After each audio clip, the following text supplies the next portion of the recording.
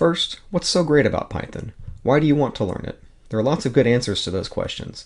One is that Python is powerful. The Python language is expressive and productive. It comes with a great standard library, and it's the center of a huge universe of wonderful third-party libraries. With Python, you can build everything from simple scripts to complex applications. You can do it quickly, you can do it safely, and you can do it with fewer lines of code than you might think possible. But that's just part of what makes Python great. Another is that Python is wonderfully open. It's open source, so you can get to know every aspect of it if you want. At the same time, Python is hugely popular and has a great community to support you when you run into problems. This combination of openness and large user base means that almost anyone, from casual programmers to professional software developers, can engage with the language at the level they need.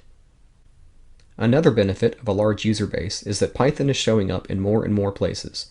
You may be wanting to learn Python simply because it's the language of some technology you want to use, and this is not surprising. Many of the most popular web and scientific packages in the world are written in Python.